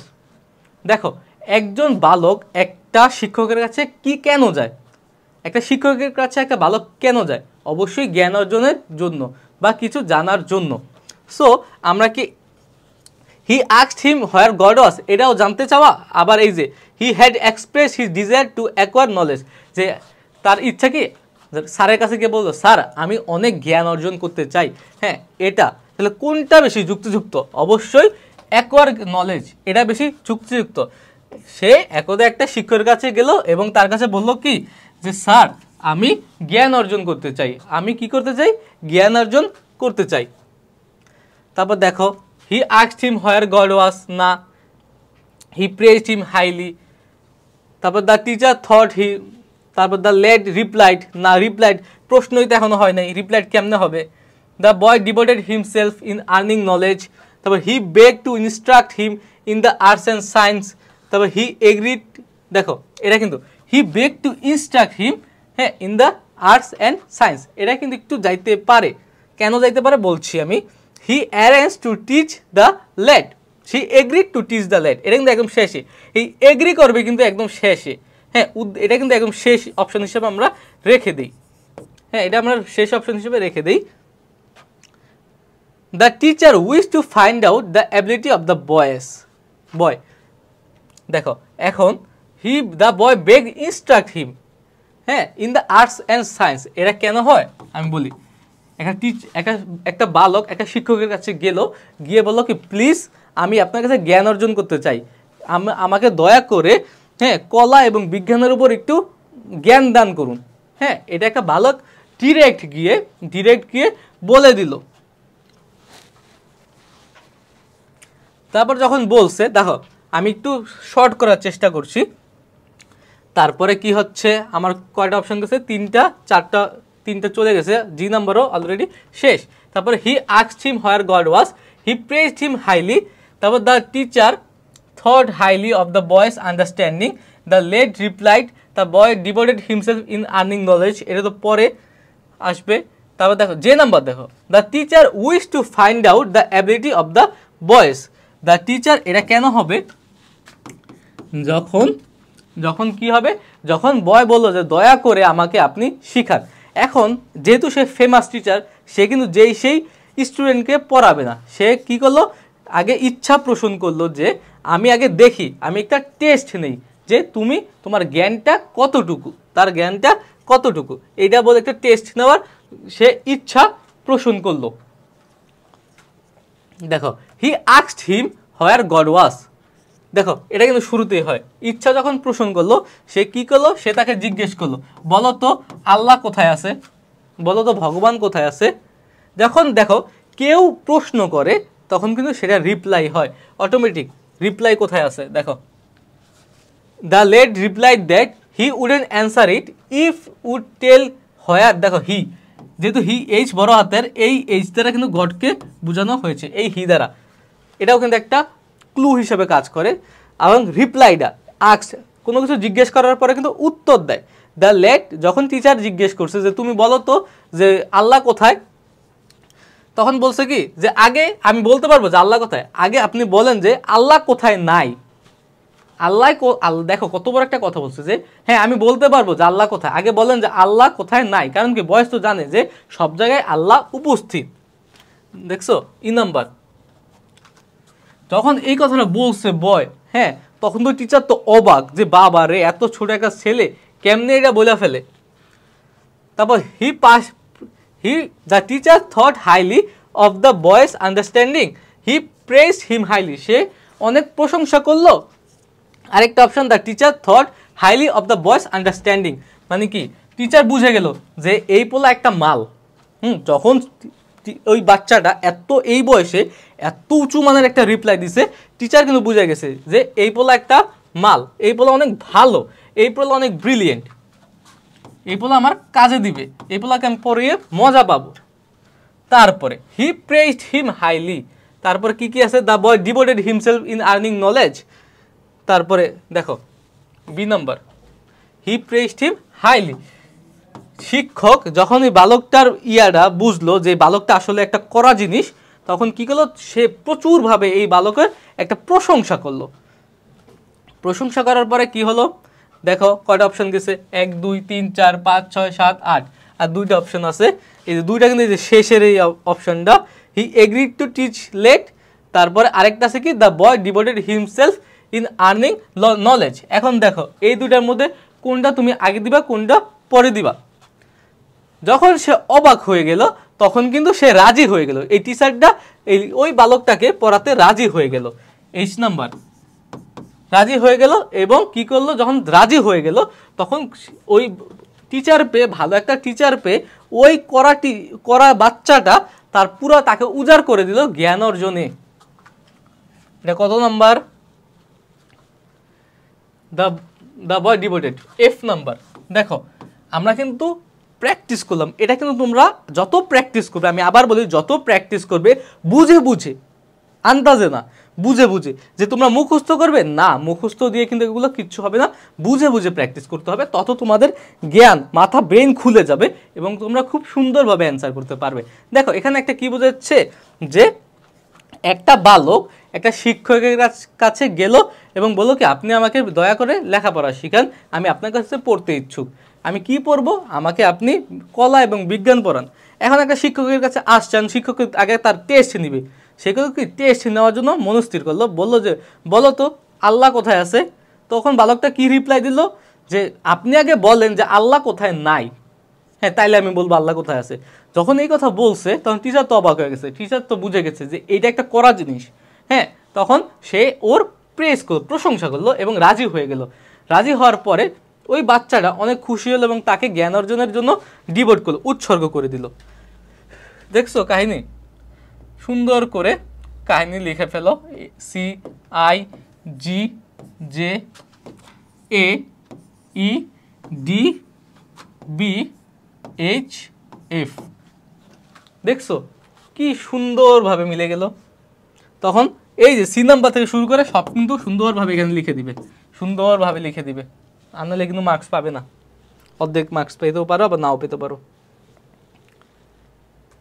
দেখো এখন কিন্তু আমাদের আরেকটা, আমরা কিন্তু বারবার বলছি যে এর কোনো রুলস নেই, আমরা যত প্র্যাকটিস করব তত শিখব। যেহেতু আমাদের উদ্দেশ্য হচ্ছে এই কোর্সের মাধ্যমে অল্প সময় তোমাদের সম্পূর্ণ ট্রিক্সগুলো দিয়ে দেওয়া, যে ইংলিশ ফার্স্ট পেপারটা সব কিছু তোমাদের মধ্যে দিয়ে দেওয়া, যাতে তোমরা খুব সহজেই সব টপিকগুলো কভার করতে পারো। এই কারণে আমরা বেশি করে প্র্যাকটিস রেখেছি। দেখো 6 number, as a result he studied under a great thinker Plato, সে কি করেছে, একটা গ্রেট থিঙ্কার প্লেটোর আন্ডারে লেখাপড়া করেছে। তারপর হি also read books on biology, literature, economics and comparative politics. এখন দেখো কার ব্যাপার বলছে, প্লেটোর ব্যাপারে না অন্য কোনো ব্যাপারে। Plato taught Aristotle according to his own way. দেখো এরিস্টটলের নাম কিন্তু চলে এসেছে। Aristotle was born in Greece, দেখো বর্ন কিন্তু এসে পড়েছে, জন্মের কথা কিন্তু এসে পড়েছে, তাহলে কিন্তু 99% ক্ষেত্রেই এটা অলরেডি চলে আসবে। হ্যাঁ যেহেতু চলে আসবে, তাকে এবার দেখো যে এরিস্টটল সম্পর্কে বলা হচ্ছে, এবং এবার কিন্তু বলার পরে কিন্তু এরিস্টটল সম্পর্কে একটা, আমরা আগে ওই শহীদুল্লাহর ওই টপিকটা দেখেছি, যে এবার এরিস্টটল সম্পর্কে কিছু জানানোর চেষ্টা করবে, যেটা বৃহৎ। অ্যাজ এ রেজাল্ট না, হি অলসো রোড বুকস, অলসো যেহেতু এসেছে তার আগে আরও কিছু আছে। Plato taught Aristotle according to his own way, আগে তো যাওয়া লাগবে, আগে তো টিচারের আন্ডারে তো যাওয়া লাগবে, তারপরে পড়াবে। His father wanted him to a physician, তারপর later on Aristotle took the pen to write on topic. তারপর he is called the father of biology because he is because of his creativity. দেখো এখানে কিন্তু father of biology কথাটা এসে পড়ে, যে Aristotle গ্রিসে জন্মগ্রহণ করেছে, তাকে জীববিজ্ঞানের পিতা বলা হয়। হ্যাঁ, জীববিজ্ঞানের যে ফাদার অফ বায়োলজি, জীববিজ্ঞান যে আবিষ্কারক, এই আবিষ্কারক বলা হয় কাকে? এই এরিস্টটলকে। তাহলে কি আমরা বলতে পারি যে এটা হলেও হতে পারে, আমরা কনসিডার করে রাখি। Politics is one of the famous books which exposes fullest development of his wisdom. এখন বলতে পারো যে ভাইয়া বা স্যার, আমরা কি কারণে এই যে এই পলিটিক্স বইয়ের নাম বলতেছি না, সে কিন্তু পলিটিক্স বইটা পরে লিখছে, আগে কিন্তু তার লেখাপড়ার কাহিনী দিয়ে আসবে। হ্যাঁ, আগে লেখাপড়ার ব্যাপারটা আসবে, পরে হচ্ছে তার এই কীর্তিগুলো, অ্যাওয়ার্ডের মতো এই কীর্তিগুলো আসবে। He was the son of a royal physician, এটাও কিন্তু অনেকটা রিলেটেড। সে একজন রাজকীয় পদার্থবিদের ছেলে। He wanted to be a free thinker, সে একজন মুক্তচেতা হতে চেয়েছিল। এখন দেখো এই যে এরপরে কিন্তু আমরা এইটা দিয়ে দিতে পারি চোখ বন্ধ করি, যে এই এরিস্টটল গ্রিসে জন্মগ্রহণ করেছিল এবং সে তাকে বলা হয় জীববিজ্ঞানের জনক, তাকে জীববিজ্ঞানের কি বলা হয়? জনক বলা হয়। তারপর আমরা দেখো কি দিতে পারি এবার তার সম্পর্কে অধিকতর, তার বাল্যকালের কোনো তথ্য কি দেওয়া আছে? হ্যাঁ, দেওয়া আছে। He was a son of a royal physician, সে ছিল কি একটা রাজকীয় পদার্থবিদ, বিশাল আকারের একটা পদার্থবিদের ছেলে। এটা কিন্তু আমরা আরামসে দিয়ে দিতে পারি যখন তোমরা অ্যানালাইজ করবে। যেহেতু আমরা সময় এখন কম, হ্যাঁ, সেহেতু আমরা একটু তাড়াতাড়ি টানছি, কিন্তু তোমরা এটা নিয়ে বহু চিন্তা ভাবনা করে অ্যান্সারগুলো দিতে পারবে। তারপর দেখো অ্যাজ এ রেজাল্ট, এবার দেখো তার বাবা, he was the son of a royal physician, সে কি ছিল? একটা বিশাল মাপের একটা পদার্থবিদের ছেলে ছিল। দেখো তো এখানে কিন্তু শুরুতে বলা হচ্ছে his father wanted him to be a physician but he never cherish to be so. যেহেতু সে একটা রয়্যাল ফিজিশিয়ানের ছেলে ছিল, তার বাবা কি চাইতো? তার বাবা চাইতো যে তার ছেলেও তার মতো একটা ফিজিশিয়ান হবে। হ্যাঁ, কিন্তু সে কি চাইতো? যে সে বুঝতো যে আমি এটা হতে চাই না, আমি ফিজিশিয়ান হতে চাই না। দেখো যেহেতু তার বাবা ছেলের কথা এসেছে, তারপরে কিন্তু তার বাবা, যে এখানে কি বলেছে যে তার বাবা একটা বিশাল মাপের পদার্থবিদ ছিল এবং তার বাবা চাইতো যে সে একটা ফিজিশিয়ান হোক, কিন্তু সে ফিজিশিয়ান হতে চাইতো না। তাহলে সে কি হতে চাইতো? এটা কিন্তু এরপর অপশন হিসেবে আসে যে সে কি হতে চাইতো। হি অলসো রোড বুকস, না। প্লেটো টট হিম, না। He wanted to be a free thinker, সে কি হতে চাইতো? একটা ফ্রি থিঙ্কার হতে চাইতো। এটা কি দিতে পারি যে সে একটা ফিজিশিয়ান হতে চাইতো না, সে একটা ফ্রি থিঙ্কার হতে চাইতো। দেখো তোমরা যখন একটু এগুলো অ্যানালাইজ করবে, তখন কিন্তু এটা তোমাদের ব্রেনের মধ্যে অটোমেটিক ক্যাচ করবে। সে যেহেতু ফ্রি থিঙ্কার হতে চাইতো এবং প্লেটো ছিল একটা গ্রেট থিঙ্কার। দেখো এই গ্রেট থিঙ্কার প্লেটো, যেহেতু সে ফ্রি থিঙ্কার হতে চাইতো, অ্যাজ এ রেজাল্ট এর ফলে he studied under a great thinker Plato, সে প্লেটোর আন্ডারে কি করেছে? স্টাডি করেছে। কারণ কি? প্লেটোও ছিল একটা থিঙ্কার, এবং সে যেহেতু থিঙ্কার, সে তো আর ফিজিশিয়ানের কাছে লেখাপড়া করবে না। সে কার কাছে লেখাপড়া করবে? সে একটা থিঙ্কারের কাছে লেখাপড়া করবে। দেখো হি অলসো এবার প্লেটো সম্পর্কে যেহেতু বলা হচ্ছে, দেখো তো প্লেটোর পরে কি আছে? Plato taught Aristotle according to his own way, যেহেতু প্লেটোর আন্ডারে গেল, এবার তো প্লেটো তাকে নিজের মতো করে শিখাবে। এই কারণে এসেছে যে Plato taught Aristotle according to his own way. দেখছো কি সুন্দর? তোমরা যখন এগুলো একদম মনোযোগ দিয়ে সলভ করার চেষ্টা করবে, তোমাদের মধ্যে কিন্তু এগুলো অটোমেটিক চলে আসবে। কারণ কি? এগুলো কোনো রুলস নেই, এগুলো তোমার নিজেরই বুঝে বুঝে পড়তে হবে। আমরা জাস্ট চেষ্টা করছি যে তোমাদের যে ট্রিক্সগুলো আছে, ওই ট্রিক্সগুলো ধরায় দিতে। দেখো হি অলসো রোড, না, কারণ বই তো আগে শুরুতে কি লিখছে। তারপর দেখো later on Aristotle took the pen to write on topics suitable for human civilization. আগে সে কলম নিছে, পরে বই লেখছে। এক কথায় যে লেটার অন, যখন প্লেটোর কাছে সে লেখাপড়া করলো, প্লেটো তার নিজের মতো করে শিখালো, তারপরে সে কি করেছে? তারপরে Aristotle took the pen to write on topic suitable for human civilization. যখন সে প্লেটোর শিখলো, সে কলম হাতে নিল এবং হিউম্যান সিভিলাইজেশনের জন্য যা সুইটেবল তার লেখা শুরু করলো। কটা গেল? 1 2 3 4 5 6 7 8টা। এবার দেখো যে politics is one of the famous books which exposes fullest development of the wisdom, যেখানে এই পলিটিক্সে কি বলা হচ্ছে, মানুষের যে জ্ঞানের একটা ফুলেস্ট ডেভেলপমেন্ট, জ্ঞানের সর্বোচ্চ উন্নয়নের কথা বলা হয়েছে। যে সেহেতু এইটা আর এটা আছে, এটা কি দিলাম না, হি অলসো রোড, যেহেতু অলসো বলা হয়েছে সেহেতু আগে এটা আসবে তারপরে অলসোটা আসবে। তাহলে আগে আসবে যে সে পলিটিক্স যে লেখছে ওইটার কাহিনী, এবং পলিটিক্স লেখার পরে সে আরও কি লেখছে, books on biology, literature, economics and comparative politics. দেখো আগে সে, দেখো এখন আমি তোমার সংক্ষেপে ইকুয়ালি একটু এক্সপ্লেইন করার চেষ্টা করি। আগে 4 number, Aristotle was born in Greece, Aristotle গ্রিসে জন্মগ্রহণ করে। তারপরে 6 number, he is called the father of the biology because of his creativity. কারণ কি অ্যারিস্টটল কে ছিলেন একটু সংক্ষেপে একটা বর্ণনা দিল। এইবার he was the son of a royal physician, সে ছিল একটা বিখ্যাত বিশাল বড় একটা ফিজিশিয়ানের ছেলে। তারপরে 9 নম্বর পরে 5 number, his father wanted him to a physician but he not cherish to be so, যেহেতু তার বাবা একটা ফিজিশিয়ান ছিল, তার বাবার কথা আসছে। তারপরে দেখবো যে আমরা অধিকতর যে তার বাবা সম্পর্কে আর কোনো তথ্য দেওয়া আছে কিনা, যেহেতু দেওয়া আছে তার বাবা চাইতো যে সে একটা ফিজিশিয়ান হোক, কিন্তু সে চাইতো না। তাহলে সে যেহেতু চাইতো না, সে কি চাইতো, সে চাইতো যে এই যে দেখো 10 নম্বরটা, he wanted to be a free thinker, সে একজন ফ্রি থিঙ্কার হতে চাইতো। যেহেতু সে ফ্রি থিঙ্কার হতে চাইতো, as a result he studied under a great thinker Plato, প্লেটোও ছিল একটা তৎকালীন সময়ে থিঙ্কার, তার আন্ডারে লেখাপড়া করে। তারপরে প্লেটোর, যেহেতু প্লেটোর কাছে যায়, Plato taught Aristotle according to his own way, Plato নিজের মতো করে তাকে লেখাপড়া করায়।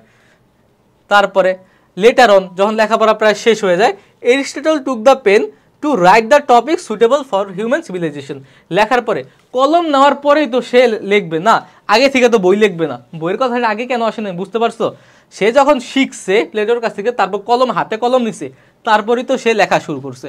আগে সে পলিটিক্স লেখছে, যেটা হচ্ছে উইজডমের একদম সর্বোচ্চ ডেভেলপমেন্ট ঘটাইছে।